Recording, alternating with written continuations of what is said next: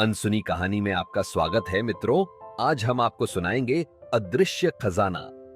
आज की यह कहानी बहुत ही ज्ञानवर्धक और मोटिवेशनल है।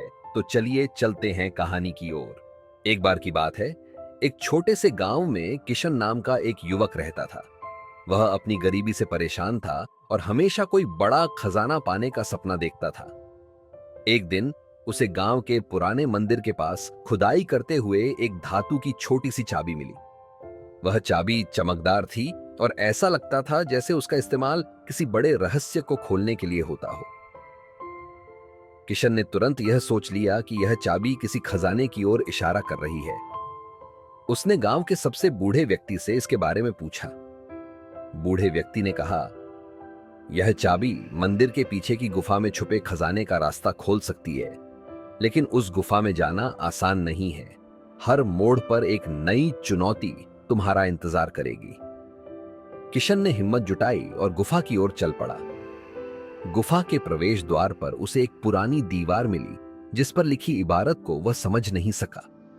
जैसे ही उसने चाबी घुमाई, दीवार खुल गई और अंदर एक सीढ़ी दिखाई दी जो अंधेरे में कहीं नीचे जा रही थी।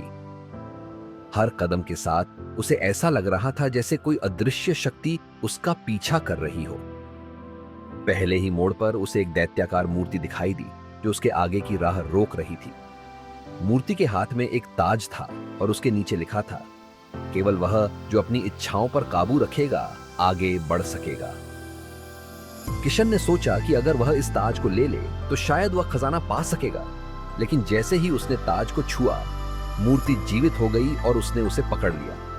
किशन ने तुरंत ताज छोड़ दिया और मूर्ति फिर से पत्थर बन गई।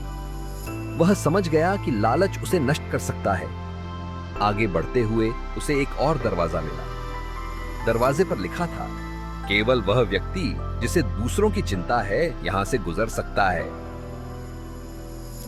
किशन ने अपने अंदर झांका और सोचा कि वह हमेशा खजाने की तलाश में था, लेकिन क्या उसने कभी अपने परिवार या गांव की भलाई के बारे में सोचा?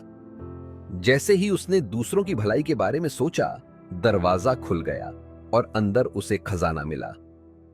लेकिन खजाना सोने का नहीं था, बल्कि उसमें ज्ञान के ग्रंथ थे। सीख, सच्चा खजाना धन संपत्ति में नहीं, बल्कि जीवन के सिद्धांतों और दूसरों के प्रति सेवा में होता है।